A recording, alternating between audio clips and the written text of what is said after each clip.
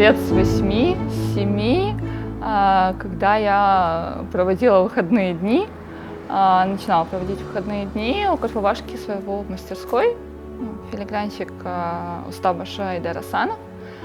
Вот, это начало 2000-х годов, когда он открыл свою мастерскую и начал обучать ребят филиграни. Ну и меня тогда не обучали, конечно же, но я очень много времени проводила там и наблюдала за всеми этими чудесами на тот момент, наверное. И кроме того, что наблюдала, слушала.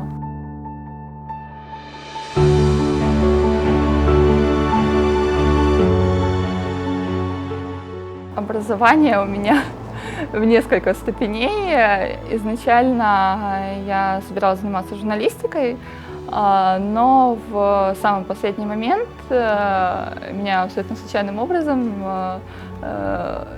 занесло на философский факультет. Я получила образование философского факультета культурологии, и параллельно получала образование искусствоведа. Училась я в Киеве и во Львове.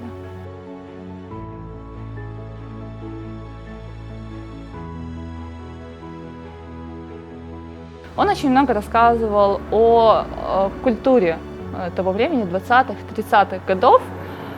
И он так об этом рассказывал очень просто, естественно, знаете, что обычная крымско-татарская рубашка – это не какой-то элемент какой-то театральности для фотографий, а просто естественная часть жизни.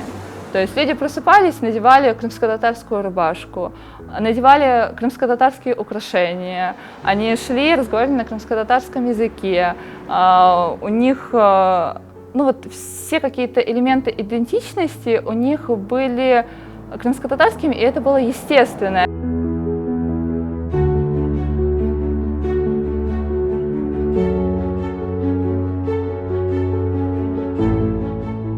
Я всю свою жизнь пишу тексты, и я решила поиграть с такой крымско-татарской культурой, обратиться к всем понятным именам. Первое, по-моему, было, если я не ошибаюсь, про Исмаила Гаспринского. То, что, Исмаил Гаспринский ведь наверняка надел бы футболку с надписью «Крым татар мен ватаным Крым».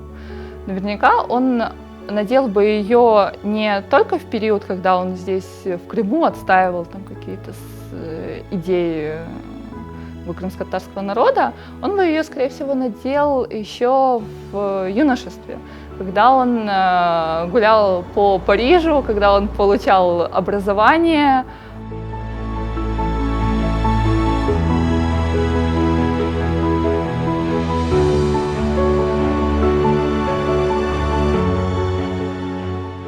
У меня, наверное, получился такой естественный симбиоз этой культуры, которую я впитывала все свое детство, всю свою юность, крымско-татарской культуры, и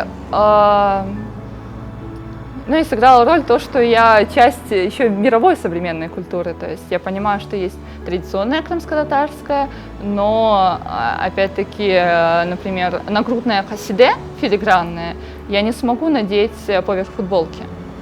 Это будет, даже моветон, наверное, не то, что непонятно, это будет моветон.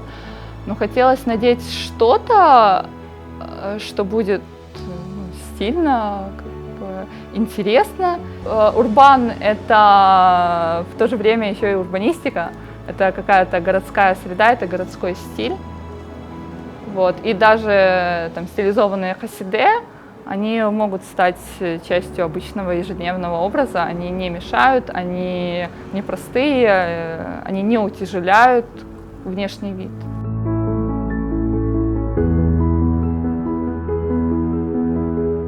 Лицо из Беташкиной шкатулки, такое неофициальное название этого изделия. Здесь довольно простая идея. В старину, особенно в такие 10-20-е годы прошлого века, все местные модницы носили такие звенящие кольца. Это были звенящие кольца, звенящие браслеты. И, наверное, крымско-татарской девушке нужно было всегда заявить о себе, о том, что она идет по улице. И это было частью такой культуры. И очень хотелось придать им такую новую жизнь.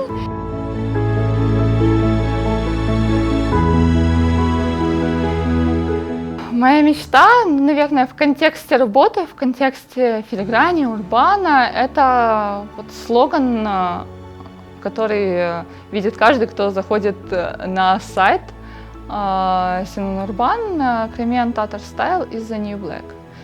Мне кажется, крымско-татарская культура, крымско-татарский стиль абсолютно заслуженно может стать частью крымско-татарской культуры и стать не каким-то там наследием, которое нужно возрождать, которое нужно реанимировать, а полноценным, конкурентоспособным продуктом. Мне хочется, чтобы вот сильные мира сего в сфере искусства мирового видели работы крымско-татарских мастеров, и для них это был эффект вау.